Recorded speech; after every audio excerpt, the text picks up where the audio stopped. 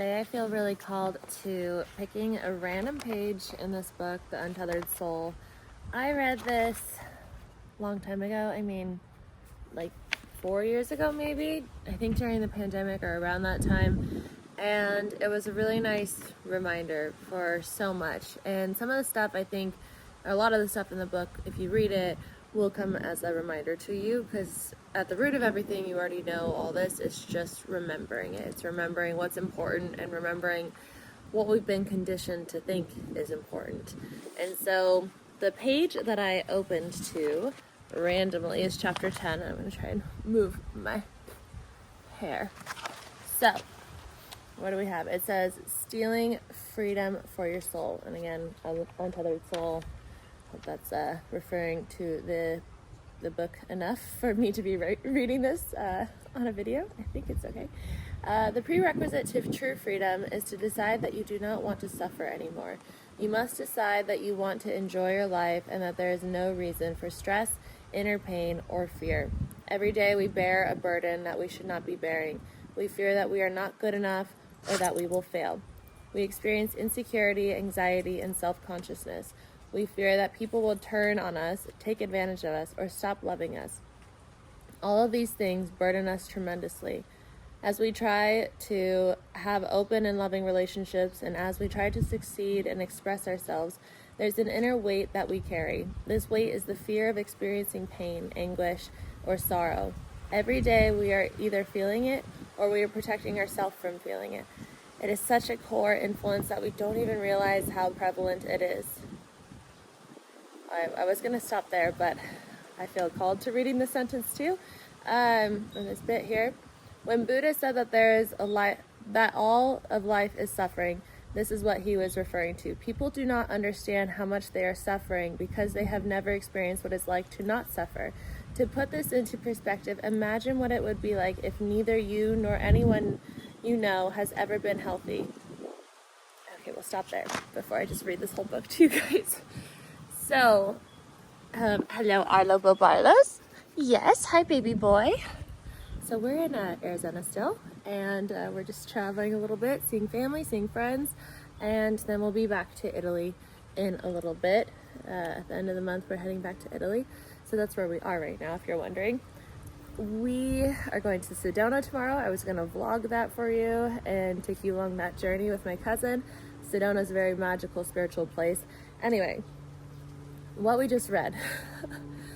It's so interesting because that's kind of what we were talking about yesterday. That's what's been coming through a lot. And what's really amazing is just everything is divine timing. But my cousin, this is her copy of this book. And she was going through something very similar as well when she opened the book to her chapter yesterday. And so I feel like, where can we go with this? So the way that it says that Buddha thinks that all life is suffering, and most of us don't even know what not suffering is like, and that's why all life is suffering. We were talking about this yesterday, and how when you start to actually find peace, it's like riding a bike. Like, it does come back to you. And so it's like once you have that spiritual awakening, or that sense of knowingness, that sense of true awareness, that sense of the truth of who you are, there's no going back. That's the thing with starting the journey of self-awareness and spirituality and spiritual awakening, is that there's no going back after that. And so some people have to have this giant catalyst to having this experience happen, or to having this awakening happen within life. Other people, I find, just have this soul contract of it happening.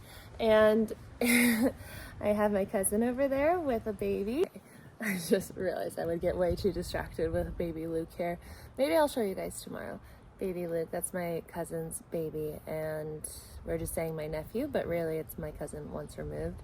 So many of us, and I kind of forget this sometimes, because like when I went on my health journey, it was because I had to, and it wasn't because I chose to.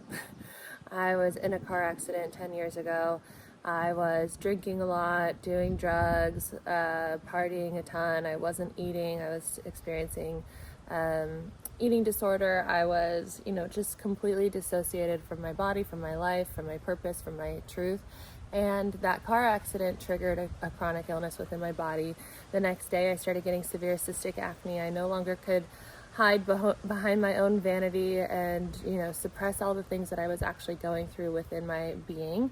I had to face it, and that was not a quick journey. The acne took 7 years to heal. I was undiagnosed with Lyme disease that entire time, maybe my entire life, but it was really activated during that immune compromising event. And then I couldn't, live in any environment. I couldn't really go to any other environment. I couldn't let people come to my home for a while. If they did, then I would have to have them sanitize outside, and we would put on either my ex's clothes or my clothes if it was a girl, and have them first shower in the shower with special kind of bio soap to get any kind of biotoxin off of them.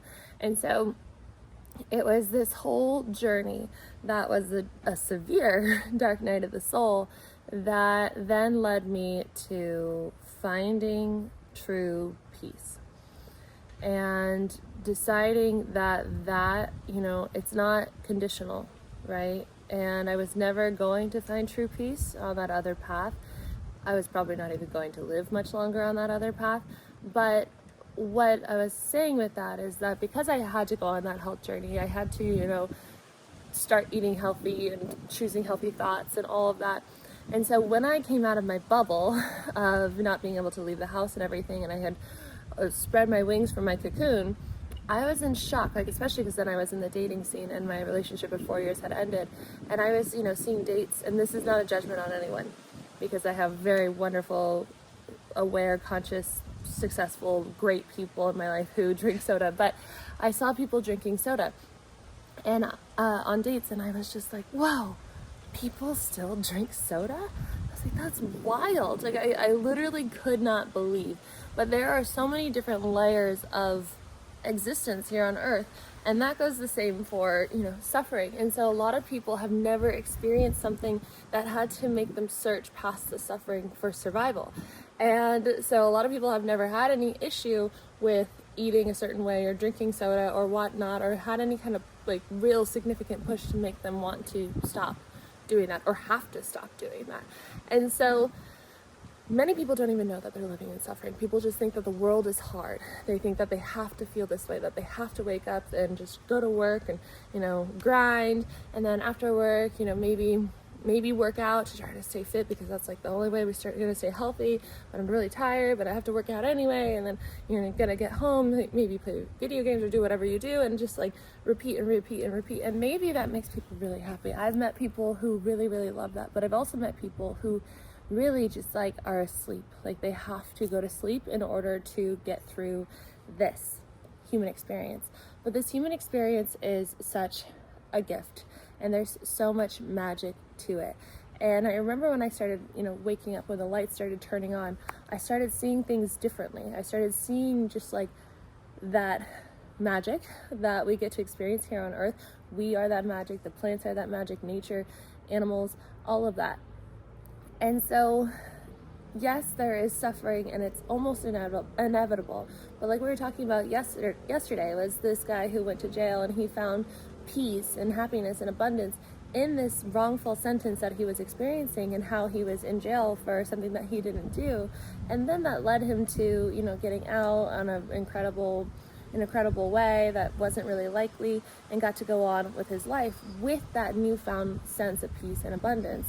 And so it's a choice. It's a choice that you have to go on in order to find the truth of who you are, to choose to bring that up. Even if you've had a spiritual awakening before. I see a little dove, 2 doves. Aww. I don't know what that means. If you know what that means, maybe go ahead and tell me. So the prerequisite to true freedom is to decide that you do not want to suffer anymore. It's a decision. It's a choice. And how are you not going to suffer anymore? Well, let's look at what's causing suffering in your life and what can you change. I know if you're dealing with a health condition, it's not necessarily something you can change right away, but there are things that you can do. And sometimes it doesn't even look like taking another supplement or doing another health protocol or anything like that. Sometimes it looks like just following that one little breadcrumb that's in front of you. Where is the joy and where is the curiosity? For me, it was getting out of my normal way of living And my suffering was, my normal and my suffering was, at one point, there were many layers of this human experience that I can refer to in like my own history of things. But when I was on that health journey and I was doing all these different detoxes and cleanses, I was doing the miracle liver and gallbladder cleanse bi-weekly by the guidance of my doctor, but also doing so many other supplements, eating gluten-free, dairy-free, sugar-free, soy-free, soy-free, nightshade-free, so many things. Like I was on a very, very limited diet. And I was also doing juice cleanses, water fasts, like I was doing IV therapy, I was doing coffee enemas, sauna, just my life was detoxing. My life was trying to heal. My life was fighting, and my life was suffering. And I had a near-death experience because I had detoxed too much.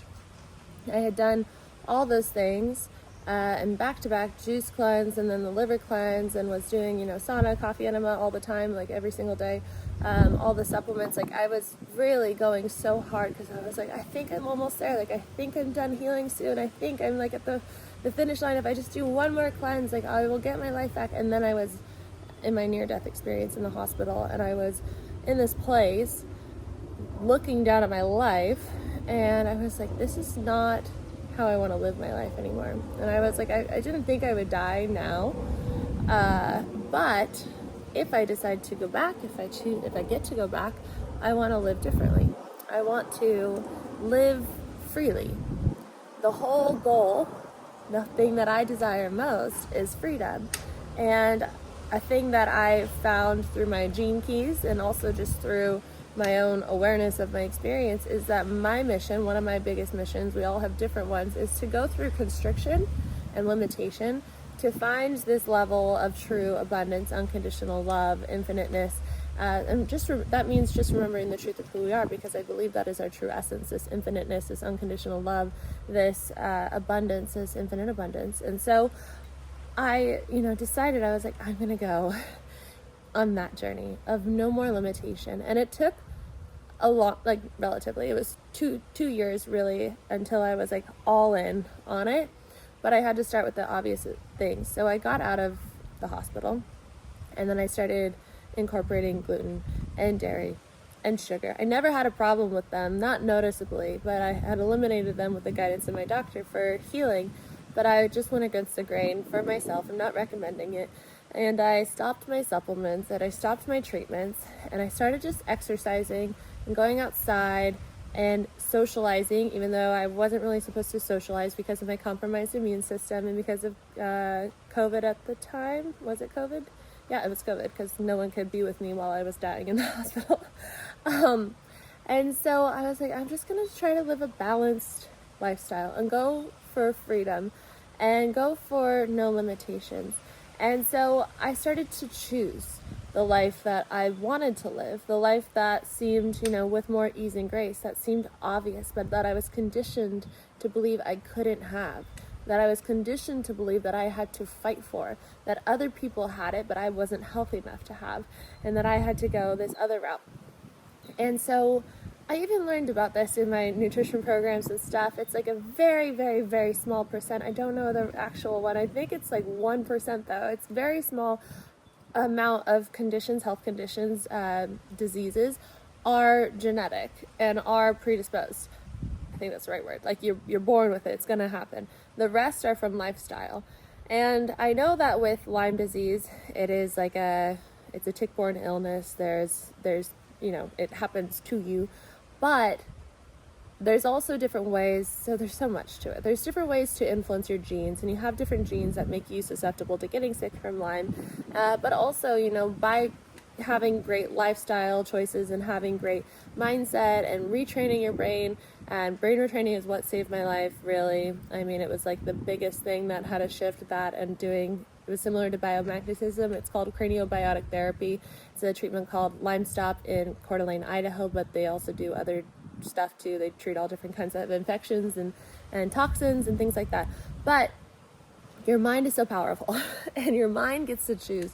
And so there's a book called Dirty Genes. There's different material on how you can be in charge, take control over your physical health.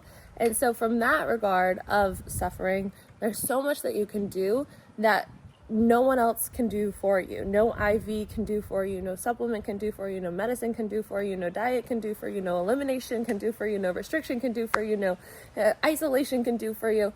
And it's really within the mind. It's brain retraining. I had someone reach out to me one time when I was just kind of starting taking clients, and it was just purely health coaching. And they heard about my story, and it was a daughter of a mother, and the mother had called me after the daughter connected me with her, and she was staying in a house close to a lake out in the forest, and she didn't have any electronics in there except for a landline. And so she had called me on the landline. She said, I don't have long to talk because there's a lot of EMFs in this phone, not as high as my cell phone and other things. That's why I have to have the landline, but I still even can't really hold this for very long. And so in that time, I had recommended the program DNRS to her because that was like the thing that I knew that could help with EMF sensitivity, as well as chemical sensitivity, mold sensitivity, fibromyalgia, lupus, all these different health conditions. And really the base of it is firing together new neurons to heal your limbic system, to reverse your conditions. And so by doing that, I had no idea that she took that information and ran with it. Because, and then 2 years later, about 2 years later, I got an email from the mom saying, you changed my life, this information gave me my life back, I'm able to go to the grocery store, I'm able to live my life again, I'm able to, no longer have to hide in this house out in the forest by myself, I can live a normal life again, I can go out in public. And so there are things that you might have to do to start waking up from the suffering, to start finding your true freedom. But it's all within. Oftentimes, most of it is within, at least. And it's a choice. And so the suffering can look like that. But the suffering can look like so many other things. Like, where are you lacking freedom? Where are you lacking alignment with what your curiosity is pulling you towards? And how can you move closer to that? I know it seems like there's things in your life that you're victim to. But I believe that whatever you're going through right now that is a hardship, you have a way of getting through it.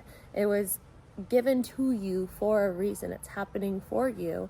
And once you get through it, that information that you gather, those lessons that you gather are meant to help you in this next chapter of life. And it will help you personally. Obviously, you'll get to enjoy this world in a different place. You'll remember that level of peace and freedom and abundance and truth and love that you get from that experience. And then if you choose, you can go on that learn, teach journey where maybe you just help one person. At that time when that daughter had called me and then I spoke with a mother, I really didn't have many clients. I really didn't know what I wanted to do with all this stuff that I was learning.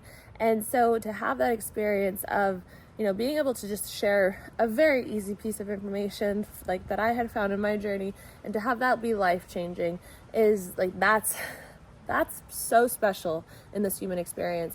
And so what's happening for you right now is happening for you. It's really your gift.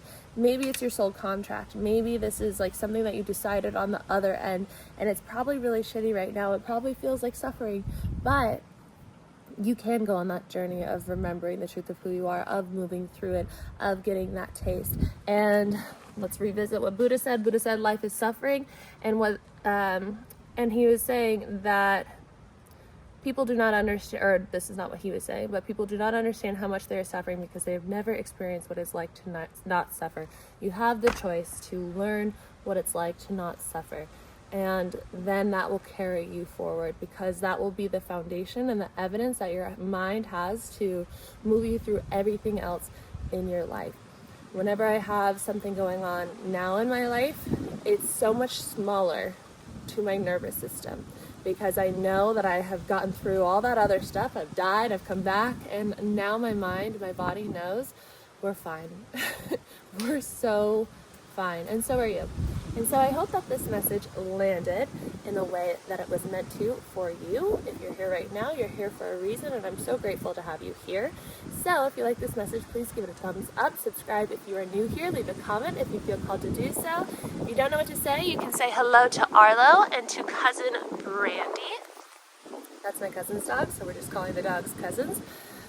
I'm gonna go in and get ready for some dinner. So one of my best friends from college and my other best friend from college, we're all gonna meet for dinner with my family, and just it'll be so special to see everybody.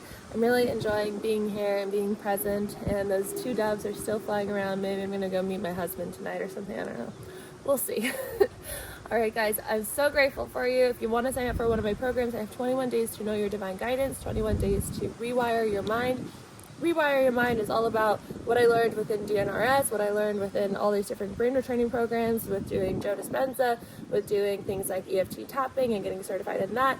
And so it's everything that gave me my life back. Divine guidance is all about going into your heart space, learning how to communicate with your angels and guides, learning how to communicate with your higher self, your truth, your intuition, and to make decisions from that place so that you can create a life that is both soul aligned and fulfilling to you. And I also have availability for one-on-one once I get back to Italy in a few weeks. So, with all that being said, I will see you tomorrow. Bye.